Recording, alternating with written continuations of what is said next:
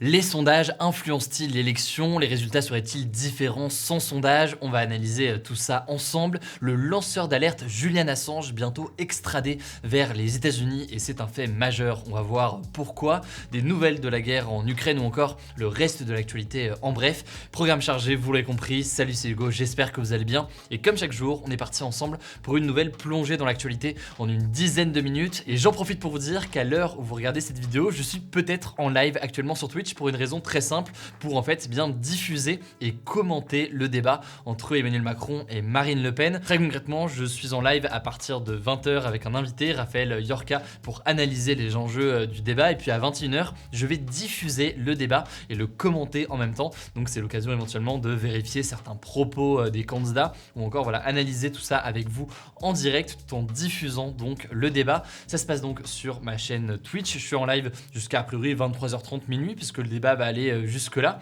Du coup, n'hésitez pas à nous rejoindre pour suivre tout ça. Le lien de la chaîne Twitch est directement en description. Et si jamais vous regardez cette vidéo trop tard, et bien sachez que je vais poster a priori dans la nuit de mercredi à jeudi une vidéo qui va récapituler tout ce qui s'est passé et les éléments à retenir, les temps forts donc de ce débat. Et pour voir du coup ces temps forts là, rendez-vous sur ma chaîne YouTube principale Hugo Décrypte. Là aussi, je vous mets le lien en description. Et avant de parler des sondages donc dans quelques instants, je tenais à commencer avec un premier sujet majeur, le lanceur d'alerte Julian Assange, qui est actuellement en prison au Royaume-Uni, va être très certainement transféré aux États-Unis pour y être jugé. Alors pour ceux qui ne savent pas du tout de quoi je parle, Julian Assange est en fait un Australien de 50 ans. Il s'est fait connaître en publiant plus de 700 000 documents secrets du gouvernement américain par le biais de son organisation Wikileaks. Ces documents révélaient notamment les actes de cruauté de l'armée américaine dans la prison de Guantanamo, mais aussi des mails jugés compromettants de la candidate du Parti démocrate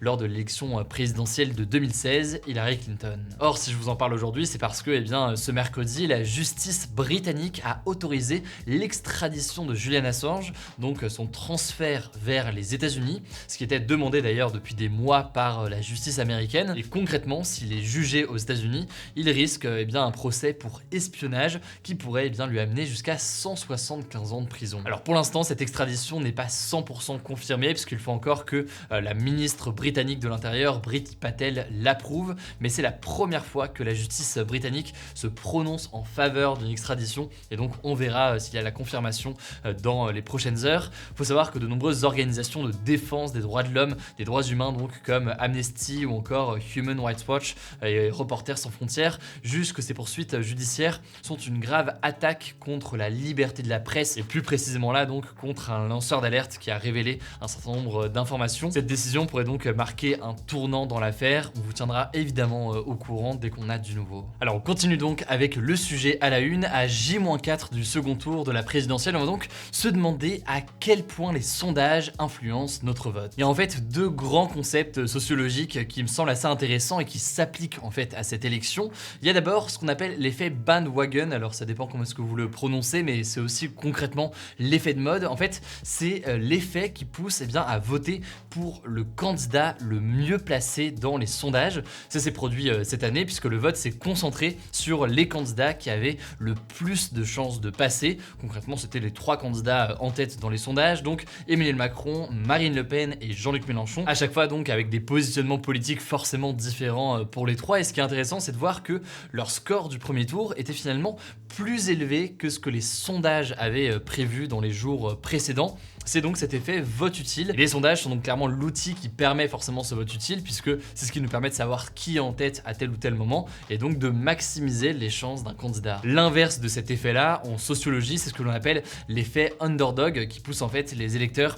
à ne pas voter pour un candidat car il est tellement bas dans les sondages que ils se disent que finalement ça sert à rien puisqu'il n'a pas de chance d'aller au second tour. C'est le cas par exemple de la candidate du Parti socialiste Anne Hidalgo ou alors de la candidate Les Républicains Valérie Pécresse qui ont fait respectivement 1,7% et 4,8%. Et donc on peut supposer qu'un certain nombre d'électeurs ont préféré se tourner vers d'autres candidats qui avaient davantage leurs chances. Il faut aussi voir que cet effet-là, il fonctionne aussi dans l'autre sens et je vais m'expliquer pour que ce soit très clair. En 2002 par exemple, tous les sondages donnaient un second tour entre Lionel Jospin, donc le candidat du Parti socialiste, et Jacques Chirac qui est donc à droite. Et 66% des électeurs pensaient que l'élection était jouée d'avance à ce moment-là. Conséquence, bien beaucoup le jour J ne sont pas allés voter, ils ont vu notamment les sondages, ils se sont dit bon, a priori ce sera un second tour entre les deux et on verra lors du second tour pour qui est-ce qu'on ira voter.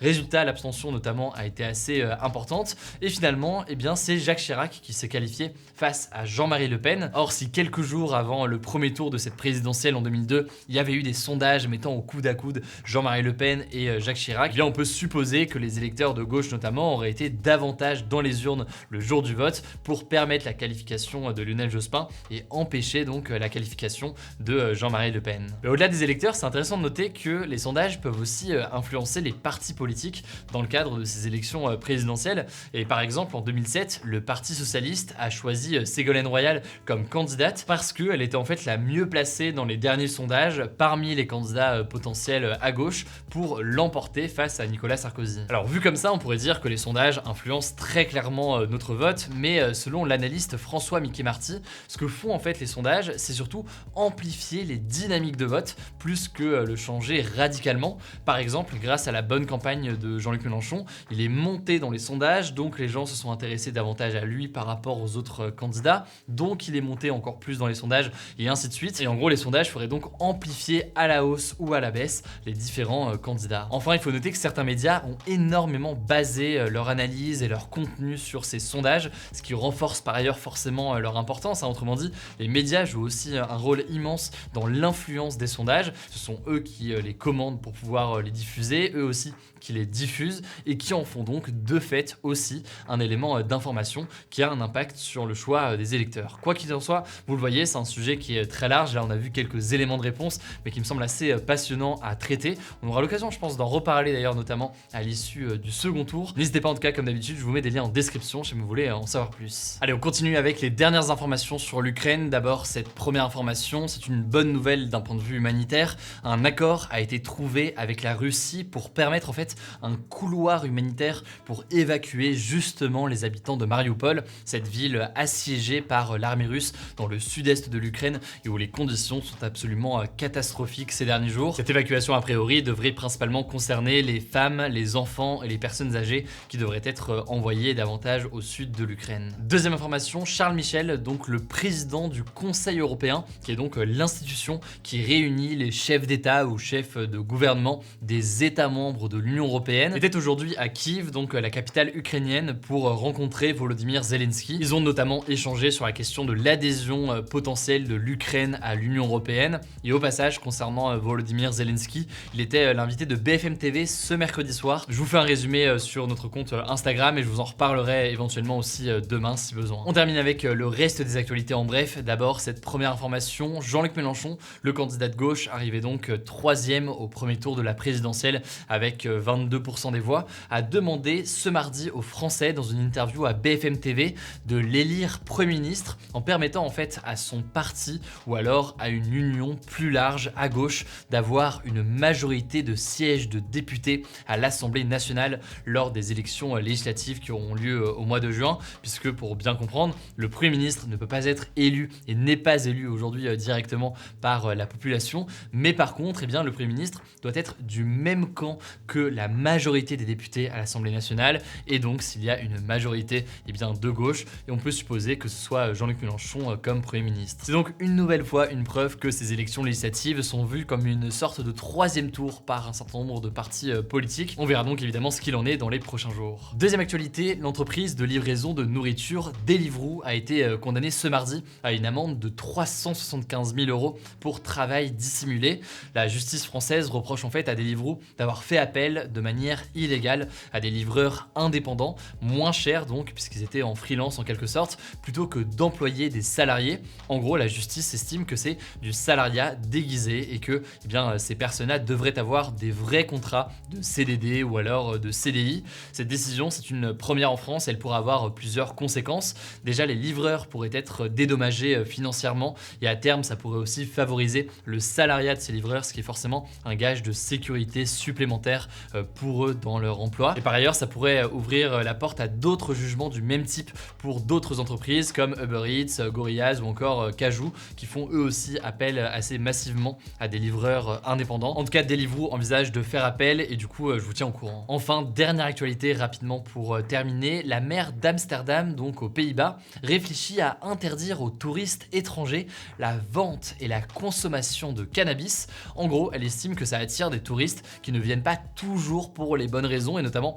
des profils qui, dans certains cas, se tournent aussi sur place vers d'autres drogues comme la cocaïne, cette fois-ci sur un marché illégal. Alors cette décision d'interdire potentiellement aux touristes étrangers la consommation de cannabis, ce ne serait pas une décision sans conséquence, elle pourrait avoir un impact sur le tourisme. Selon une enquête du Bureau de la recherche de l'information et des statistiques d'Amsterdam qui a été publiée en 2020, 11% des touristes qui venaient à Amsterdam déclaraient qu'ils ne reviendraient plus jamais si le cannabis était interdit. Mais donc selon la mairie, eh bien, le bien-être des habitants est plus important et elle préfère donc attirer les touristes pour d'autres raisons, notamment culturelles ou institutionnelles, avec ce qui est présent, ce qu'on peut visiter à Amsterdam. Et donc on verra si tout ça est acté dans les prochains mois. Voilà donc pour ce nouveau résumé de l'actualité en une dizaine de minutes. Je suis pas mal fatigué ces derniers jours avec les derniers jours de l'élection. Désolé, je sais mais ça se ressent d'une façon ou d'une autre. En tout cas, n'hésitez pas à vous abonner, je sais mais c'est pas encore le cas, pour ne pas louper les vidéos suivantes. Rendez-vous donc cette nuit pour un résumé du débat entre Emmanuel Macron et Marine Le Pen. Prenez soin de vous, prenez soin de nos proches et on se dit à demain pour une nouvelle vidéo.